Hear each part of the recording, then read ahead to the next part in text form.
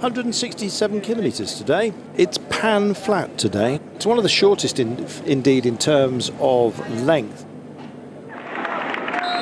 There we go then.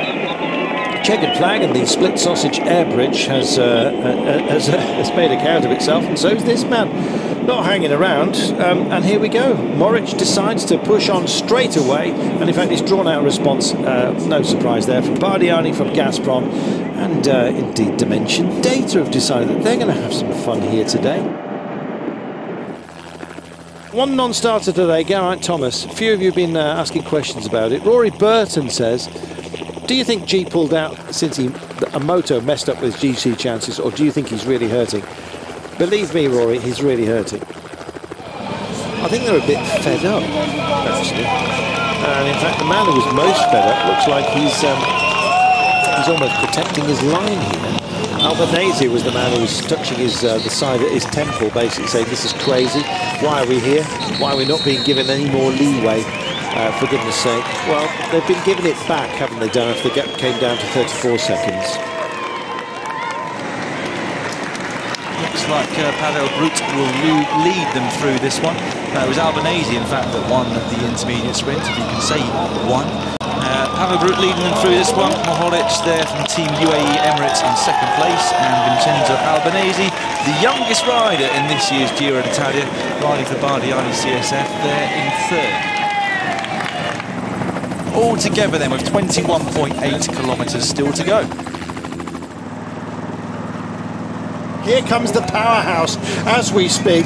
Well, why not indeed? If you want a big man, if you want a flamboyant man, look no further than Pippo Pozzato, who's going for a long one. Wow, Pippo Pozzato not down there helping Jakub Mareczko, who's had 2 second places at this race so far. He's actually attacked the peloton with 3.5 kilometres still remaining. However, it would take an enormous effort for this man to hold off the peloton, and in fact, already the gap is coming down pretty quickly.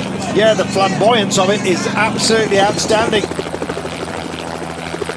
Here comes Gaviria, starting to sort himself out. There's the cyclamen jersey, and there goes Lotto with Andre Greipel, bottom left of your screen.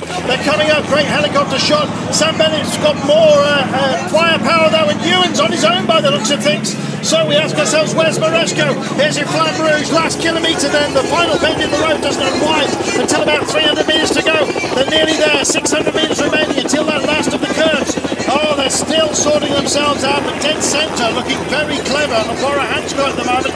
Andre Greipel's in a bit of a mess. He's lost his lead-out train. He's mixed in, of course, on this rise with quick-step floors at the moment. It's every man for himself, I think.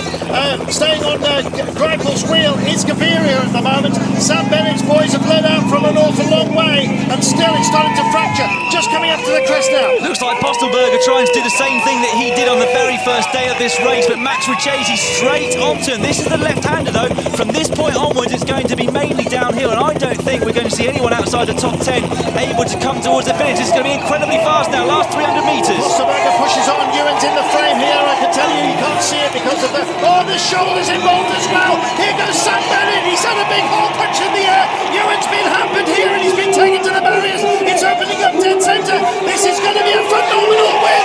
What about that? Gaviria gets it up the line. Sorry for the faded pictures there, but the man in the Tinklerman jersey comes through at exactly the right moment. Gaviria delivers.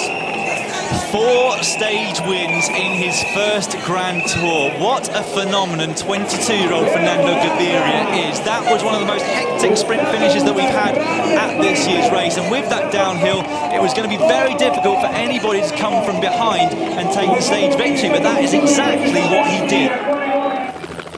Gaviria takes it ahead of Sam Bennett, gets another runners-up spot, the Irishman. Jesper Stuyven thought he may well produce something, and did so. Finished third today ahead of Ferrari. No change in your overall classification. Tom Dumoulin still safely in pink despite a reasonably stressful final 15 kilometres of the race. Quintana, Molomapino, Nibali all there separated by just 24 seconds still.